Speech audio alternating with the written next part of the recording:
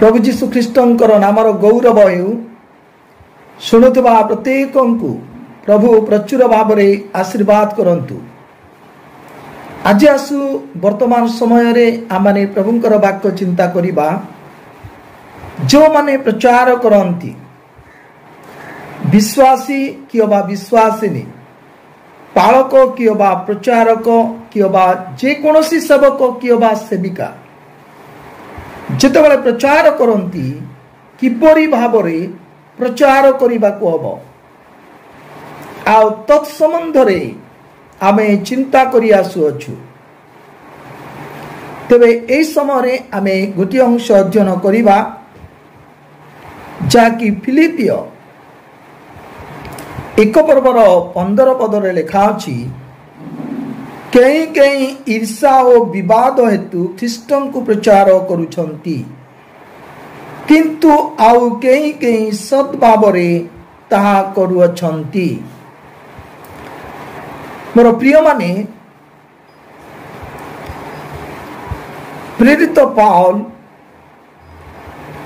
एई पत्र जेतबेले लेखिले से समय से रोम रे बंदी अवस्था रे थिले। आउ पाउल निजर द्वितीय प्रचार अभियान समय रे प्रथमे फिलिप को जाइथिले, जाकि प्रेरित 16 पर्व 11 रु 40 पद रे से कथा लिखा अछि। तेबे पाउल जेतेबेले रोम रे बंदी थिले आउ से समय रे से लेखु लेखु एई 1 पर्वर 15 पद रे से कथा लिखिले, कहीं कहीं ईर्षा और विवाद हेतु ख्रीष्टन को प्रचार करुछंती। अर्थात पाउल किए किपरि भावरे प्रचार करुछंती से कथा से अनुभव करिछंती। आत्मांकर द्वारा से जानी पारुछंती जे अनेक लोक माने ईर्षा और विवाद हेतु ख्रीष्टन को प्रचार करुछंती, किंतु समस्ते नुहंती, किंतु आउ कहीं कहीं सद्भाव रे बा सत्य भाव रे बा ठीक भाव रे से माने प्रचार करुछंती। प्रिय ईश्वरंकर लोक माने सेई दिन मानकरे पाउल सुसमाचार प्रचारक मानक मध्य रे आउ पाउल जड़े प्रेरित भाव रे अति प्रसिद्ध थिले। आउ सेदिपाई केतेक प्रचारक पाउलंकर प्रति ईर्ष्यान्वित थिले। पाउलंकु पतित करिबा पाई सुजोग मध्य अन्वेषण करुथिले एवं निज निजकु उन्नत देखौथिले। आउ सेमाने प्रकृत रे ख्रीष्टान को प्रचार करू नथिले, किंतु सेमानक मध्य रे जो ईर्ष्या थिला आउ सेमाने विवाद हेतु प्रचार करुथिले। किंतु प्रेरित पाउल सबु किछि से सहाय करि जाउथिले। तेबे ए स्थान रे आमाने देखुछु कहीं कहीं ईर्ष्या और विवाद हेतु ख्रीष्टन को प्रचार करुथिले। आमे किपरि प्रचार करिबु? ईर्षा और विवाद रे आमे केबेले प्रचार करिबु नाही। प्रिय ईश्वरंकर लोक माने आजी आमे ईर्षा रे प्रचार करूछु कि? प्रथम करंतिय 13 पर्वर 4 पदर लेखा अछि, प्रेम दीर्घ सहिष्णु, प्रेम हितजनक, ईर्षा करे नाही, अपकार स्मरण रे रखे नाही। प्रिय माने जो मानक पाखरे प्रेम अछि, प्रकृत ईश्वरीय प्रेम अछि, से माने केबे हेले ईर्षा करिवे नाही। से मानक मध्य रे ईर्षा स्थान पाई परिबो नाही। आ क्यों मानकर पाखरे ईर्षा थाए आउ जो मानक पाखरे ईर्षा थाए सेमानकु बाइबल कोन बोली परिचित कराए? आमे प्रथम करंतिय 3 पर्वर 3 पद जदि देखिबु लेखा अछि, जेणु ए पर्यंत तुमे माने शारीरिक अट कारण जेतेबेले तुम मानक मध्य रे ईर्षा और विवाद रही अछि तुमे माने कि शारीरिक नुह और मनुष्यर स्वभाव अनुसार कि आचरण करुना जदि आम जीवन रे ईर्षा अछि ताले आमे शारीरिक अटु जो मानकर जीवन रे ईर्षा अछि जो माने ईर्षा द्वारा प्रचार करुछंती ईर्षा रे प्रचार करुछंती से माने शारीरिक पुणी लेखा अछि मनुष्यर स्वभाव अनुसार कि आचरण करुना मोर प्रिय माने ईर्षा हेतु आमने प्रचार करिबा नाही कारण जो माने ईर्षा करंती से माने शारीरिक से माने मनुष्यर स्वभाव अनुसार आचरण करिबा लोक आ मनुष्यर स्वभाव अनुसार आचरण करुवा लोक शारीरिक लोक जदि से प्रचार करिब मोर प्रिय माने आ से प्रचार अन्यर जीवन को परिवर्तन करिब नाही जड़े व्यक्ति विख्यात हो पारे प्रिय माने दीर्घ समय विश्वासी ही पारे प्रचारक पालक ही पारे दीर्घ समय सेवक सेविका ही पारे से कही पारे जे मु 50 वर्ष होला प्रभुंकर सेवा करूची 40 वर्ष होला सेवा करूची दुख रे अभाव रे कष्ट रे सेवा करूची बोली कही पारे किंतु मोर प्रिय माने जदि सही सेवक बा सेविका बा सही विश्वासी बा से विश्वासिनी कियो बा प्रचारक कियो बा पालक ईर्षा हेतु जदि से प्रचार करुछि तेबे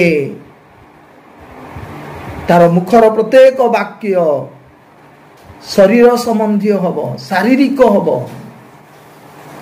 एथिपाई आमे ईर्षा हेतु प्रचार न करू ईर्षा आमनक मध्य रे स्थान न पाऊ मोर प्रिय माने जो माने ईर्षा रे प्रचार करंती स्मृति मधुर होई पारे किंतु हृदय परिवर्तन करिब ना प्रिय माने से मुखर प्रत्येक वाक्य रे शक्ति नथिब कहारी उपकार रे ता आसीब नाही एडु आमे ईर्षा हेतु प्रचार करूछु कि जदि ईर्षा अछि लेखा अछि अतव प्रभु जे मंगलमय या जदि आस्वादन करियछ ताले समस्त प्रकार दुष्टता छल कपट ईर्षा परनिंदा परित्याग करी ए सब परित्याग करिबा को हबो नवजात शिशु तुल्य पारमार्थिक मिश्रित दुग्धपान करिबा को इच्छा कर जेपरि तद्वारा परित्राणार्थी बुद्धि पाई पार जदि आम जीवन रे समस्त प्रकार दुष्टता अछि छल अछि कपट अछि ईर्षा अछि परनिंदा अछि आकु छाड़ीबा को ए समस्त विषय जदि आम जीवन रे थाई आमे जदि प्रचार करिबु प्रिय माने हाँ प्रचार करिबा पई सुयोग मिली पारे प्रचार करिबा पई लोक माने निमंत्रण करि पारंती किंतु सेही प्रचार द्वारा कोनोसी व्यक्तिंकर उपकार हेई पारिबो नाही एनो आमे ईर्षा रे प्रचार न करू ईर्षा मानकर जीवन रे स्थान न पाओ अनेक लोक माने सेही दिन मानकरे प्रेरित पाउलंकर समय रे से माने ईर्षा रे प्रचार करूथिले आज काहे कि लोक माने ईर्षा रे प्रचार करंती काहे कि प्रभुंकर लोक मानकर भितरे ईर्षा वास करूछि प्रिय माने अन्यर उन्नति देखिले आमे ईर्षा करिथा बाइबल प्रकाश करे सरल किए जे कि अन्यर उन्नति देखि प्रभुंकर गौरव करिबो प्रभुंकर धन्यवाद करिबो से होछि सरल लोक राहेल आपण ठारू पुत्र न हेबारु निजर भौणी को ईर्षा कला जोसेफ जीवन कथा जदि चिंता करिबा तार निजर भाई माने ताकू ईर्षा कले आज भी आमे निजर लोक मानकू ईर्षा करिथा इल्दद मेदद एमानंक उपरे जेतबेले आत्मा अवस्थित होला से माने छाउणी मध्य रे थाई भविष्यत वाक्य प्रचार करूछंती प्रिय माने इल्दद मेदद ଏମାନେ ଯେତେବେଳେ ଭବିଷ୍ୟତବାଣୀ ପ୍ରଚାର କରୁଛନ୍ତି ବା ଭବିଷ୍ୟତ ବାକ୍ୟ ପ୍ରଚାର କରୁଛନ୍ତି, ତୁ ଜଣେ ଯୁବା ଲୋକ ଦୌଡ଼ିଗଲା ଓ ମଶାଙ୍କୁ କହିଲା, ପୁଣି କହିଲା, ଇଲଦୋଦ ମେଦଦ ଭବିଷ୍ୟତ କଥା ପ୍ରଚାର କରୁଛନ୍ତି। ଝିଅ ସେ ମଧ୍ୟ ସେମାନଙ୍କୁ ନିଷେଧ କରିବା ପାଇଁ କହିଲେ, କିନ୍ତୁ ମଶା କହିଲେ, କାହିଁକି ଈର୍ଷା କରୁଛ? ସମସ୍ତେ ଭବିଷ୍ୟତ ବକ୍ତା ହୁଅନ୍ତୁ। ସମସ୍ତଙ୍କ ଉପରେ ପ୍ରଭୁଙ୍କର ଆତ୍ମା ଢଳାଯାଉ। ସମସ୍ତେ ପବିତ୍ର ଆତ୍ମା ପାଆନ୍ତୁ। ସମସ୍ତଙ୍କୁ ପ୍ରଭୁ ପବିତ୍ର ଆତ୍ମା ଦିଅନ୍ତୁ। ପ୍ରିୟମାନେ, ସମସ୍ତେ ପ୍ରଭୁଙ୍କର ସେବା କରନ୍ତୁ। ଆଜି କାହିଁକି ଆମେ ଈର୍ଷାରେ କଥା କହୁଛୁ, ଈର୍ଷାରେ ପ୍ରଚାର କରୁଛୁ? ଈର୍ଷା ମାନଙ୍କର ଜୀବନରେ ଥାଇ ପବିତ୍ର ଧର୍ମଶାସ୍ତ୍ରକୁ ଆମେ ବ୍ୟବହାର କରୁଛୁ। ଈର୍ଷାକୁ ଆମେ ଛାଡ଼ିବାକୁ ହବ ମୋର ପ୍ରିୟମାନେ। କାରଣ ଲେଖା ଅଛି, କାରଣ ଯେଉଁ ସ୍ଥାନରେ ଈର୍ଷା ଓ ସ୍ୱାର୍ଥପରତା ଥାଏ, ସେ ସ୍ଥାନରେ ସମସ୍ତ ପ୍ରକାର ଦୁଷ୍କର୍ମ ଥାଏ। ସାଉଲ ପରି ଲୋକ ଯେ ଈଶ୍ୱରଙ୍କର ମନୋନୀତ ବ୍ୟକ୍ତି ଥିଲେ, ଅଭିଷିକ୍ତ ରାଜା, କିନ୍ତୁ ମନ୍ଦ ଆତ୍ମା ଆସି ତାଙ୍କ ଉପରେ ଅଧିଷ୍ଠାନ କଲା। ମନ୍ଦ ଆତ୍ମା ତାଙ୍କୁ ଧରିଲା, କାରଣ ସେ ଦାଉଦଙ୍କର ପ୍ରତି ଈର୍ଷା କଲେ। ଯେଉଁମାନେ ଈର୍ଷାରେ ପ୍ରଚାର କରନ୍ତି, ତା ଜୀବନରେ ପବିତ୍ର ଆତ୍ମା କାର୍ଯ୍ୟ କେବେ ବି କରିବେ ନାହିଁ। କିନ୍ତୁ ଯେଉଁମାନେ ଈର୍ଷା ହେତୁ ପ୍ରଚାର କରନ୍ତି, ସେମାନଙ୍କ ମଧ୍ୟରେ ମନ୍ଦ ଶକ୍ତି କାର୍ଯ୍ୟ କରିବ। ଯଦି ପ୍ରଚାର କଲା ବେଳେ ଯଦି ଆମେ ଈର୍ଷାରେ ପ୍ରଚାର କରୁଛୁ, ତାହେଲେ ମନ୍ଦ ଆତ୍ମା ପାଇଁ ଆମେ ଦ୍ୱାର ଖୋଲି ଦେଉଛୁ। ପ୍ରିୟମାନେ, ଆମେ ଅଭିଷିକ୍ତ ବ୍ୟକ୍ତି ହେଲେ ମଧ୍ୟ, ଈଶ୍ୱରଙ୍କର ମନୋନୀତ ଦାସ ଦାସୀ ହେଇଥିଲେ ମଧ୍ୟ